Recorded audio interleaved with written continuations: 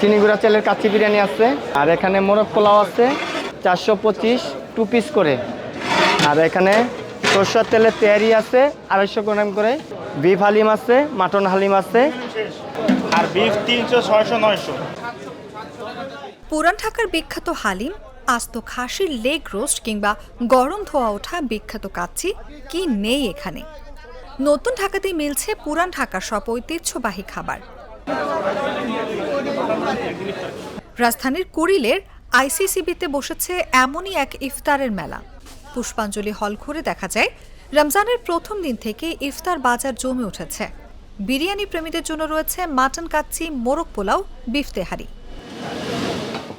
Roast প্রেমীদের জন্য আছে চিকেন ও মাটনের নানান পদের রোস্ট। কাবাবের সমারোহে রয়েছে চিকেন রেশমি, হরিয়ালি, তন্দুরি, বিফ শিক কাবাবের মতো আইকনিক আইটেম।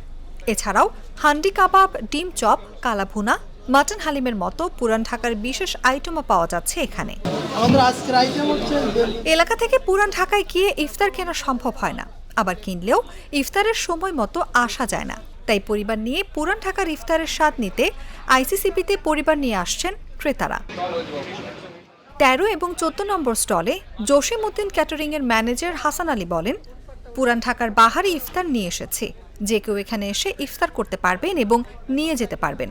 এখানে মোরগ রোস্ট, কাচ্চি বিরিয়ানি, হান্ডি কাবাব, ডিমের চপ, জিলেপি এক্সেট্রা ইফতারির যা প্রয়োজন সবই আছে ইনশাল্লাহ।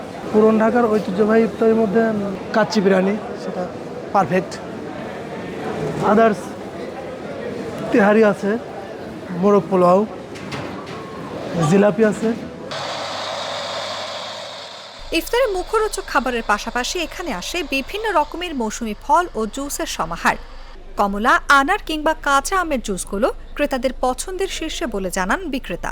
পাইনঅ্যাপেল, কাঁচা আম, বেদানা, তারপর আপেল, আঙ্গুর, তরমুজ, বাদামের জুস, মাঠা, চিকেন মোমো 120 টাকা থেকে শুরু 150 টাকা পর্যন্ত।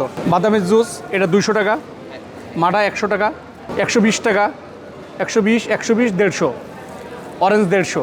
চিকেন মোমো পার পিস 40 টাকা। 20টি স্টলে নতুন ঢাকার এই ইফতার বাজার প্রথম থেকে 27 রমজান পর্যন্ত চলবে বলে জানান উদ্যোক্তারা। প্রতিদিন বিকেল 3টা থেকে ইফতারের সময় পর্যন্ত এখানে ইফতার কিনতে আসেন ক্রেতারা। অনুভা বিশ্বাস, জাগো নিউজ।